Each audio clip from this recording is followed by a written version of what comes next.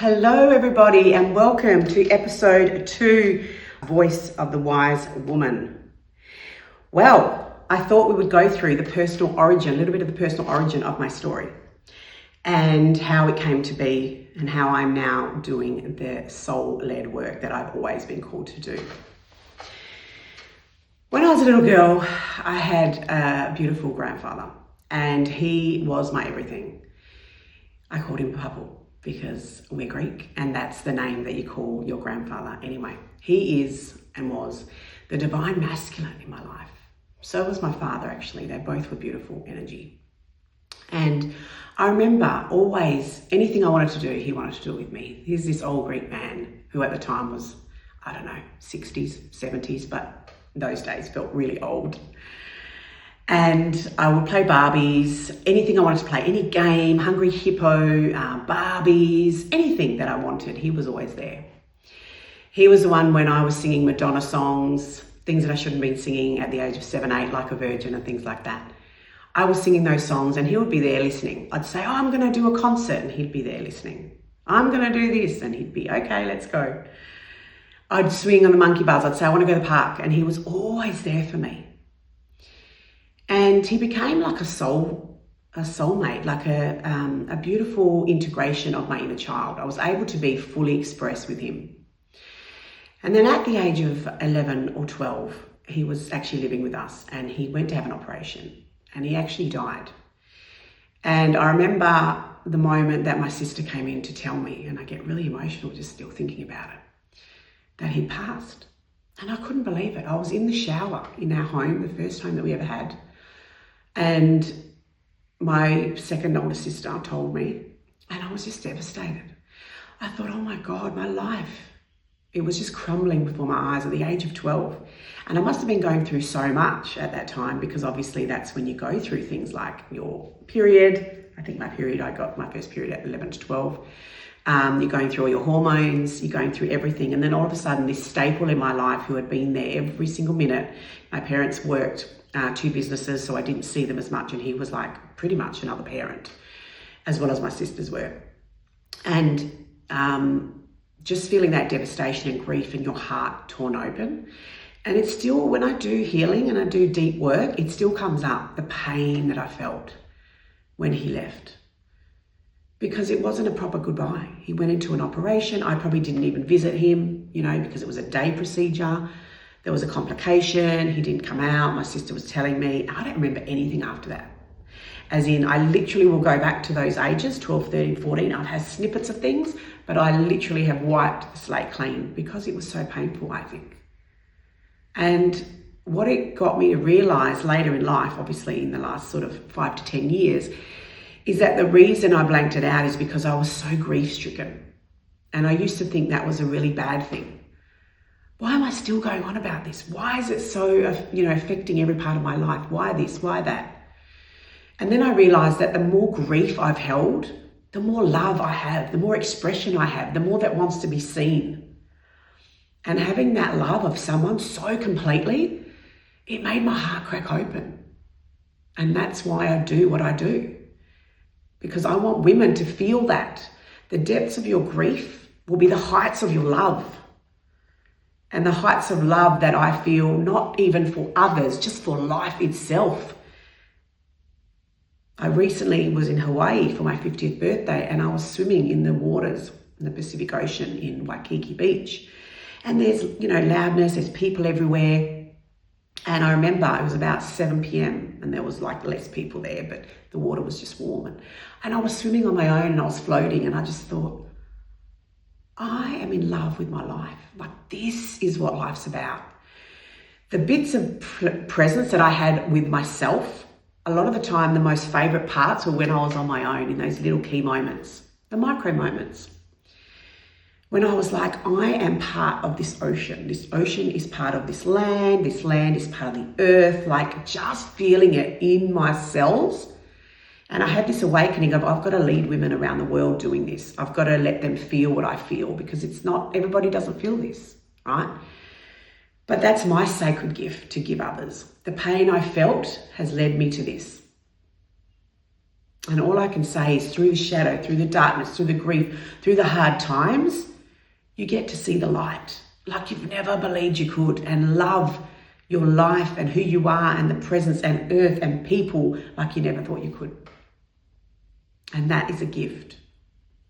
And that's what my soul is here to do. It's to show women the depths of their souls and then to remind them of who they are striving to be and then who they are inside.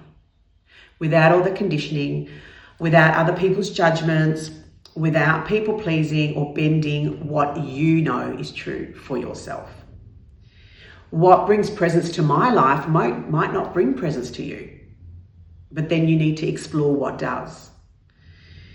The world has us in a comparison. It has us chasing other people's dreams. It has us being even more busy than we've ever thought possible. So we never sit with ourselves. We never know if we're happy. We never really know if we're on track. And even when we get to where we want to go, so example, say I want to speak on stage globally. Once I do that, what happens then?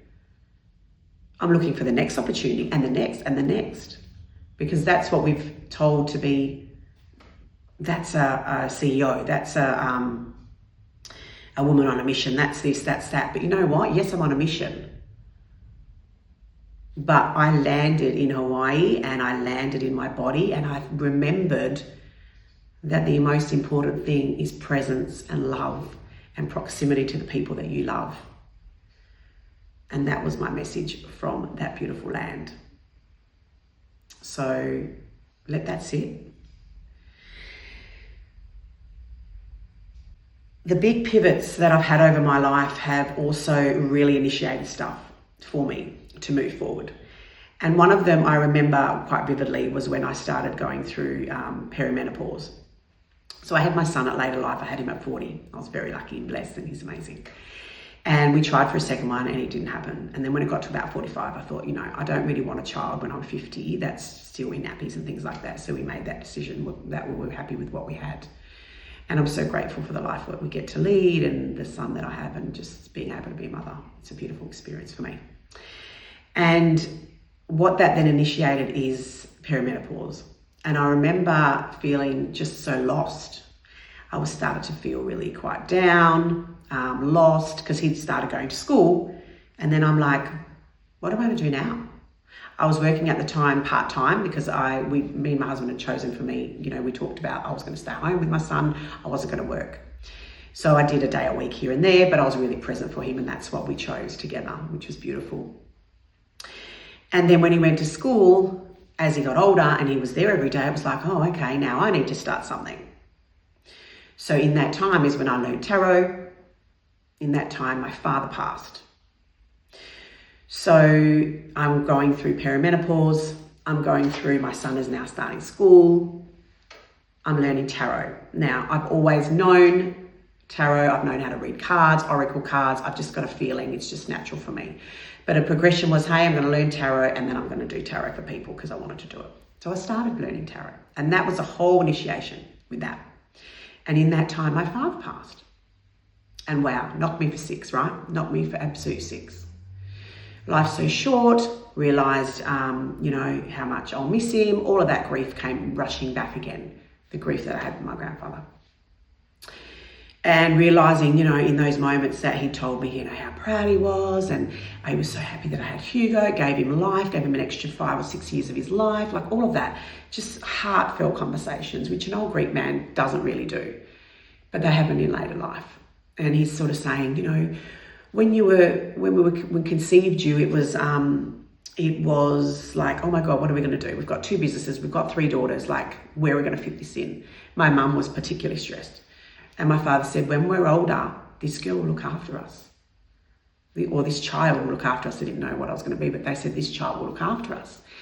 And he said to me, I said that to your mother, and it's true, you have. Like, you've done all the appointments, you're taking us everywhere. Like, we're so grateful for you. And he would never have said that. But all of this was like, because I had time with him, I got to hear all these stories, which was beautiful. He's a really good storyteller. My son has the same things, and I love telling stories as well. Anyway, he'd always tell us stories about Greece and coming over and his life and how he met mum and all those things. And I thought I had recorded them on my phone until I realised when I went to get them after he died that they were gone. So those memories are in my heart but not recorded. So that's quite painful, not having those in living form, not hearing his voice.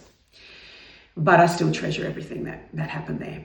But the biggest catalyst was learning the tarot and going through every little archetype. It was what I was feeling at the time, right? With the grief of him, perimenopause, and all the difference I had. And I got deeper into that. And then I thought, I'm going to launch my little side business. I'm going to do tarot readings, 12 months. So I did 12-month tarot reading. I remember the first one I put out was like $99 or something. Had a few bookings, loved it, so excited about it, and, just couldn't wait to do more. And that was a part of my healing journey of my father passing. Now, moving on to the menopause part of things, trying natural remedies, not working, feeling like I couldn't go on, not getting out of bed. My husband sort of took over getting my son ready for school. I also just lazy and lethargic, but just couldn't do anything. Just felt like no will almost. And it was really scary because I've never felt like that before. I've always felt sort of down in certain months, like winter and things, but this was like really deep. And I thought, God, it's my hormones. I've always known that I'm really up and down with waves, but this must be my hormones and I've got to get it checked out. So I got it checked out, got a bit further down the line. And finally found someone that I resonated with and started taking these, more natural remedies, but still helping me. And that was a catalyst for me to go, oh my God. All of a sudden not all of a sudden, it took a little while, but I felt so much better. I was like, wow, I'm back to myself almost. This energy, I want to share things with people. I want to do more. So I couldn't do more than the tarot at the time because I was trying to just heal myself and be okay. As I started feeling better, I was like, I want to launch something else. So then I went into astrology. Always been interested in astrology. Knew that there was a sun, moon rising, didn't know much about it.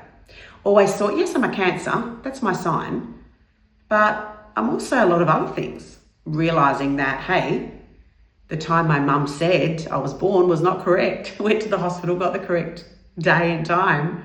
It was a correct day, but the wrong time. And was completely another sign. Oh my God, that awakening moment of, oh my gosh, my astrology teacher showing me and teaching it, and then me living it through her teachings.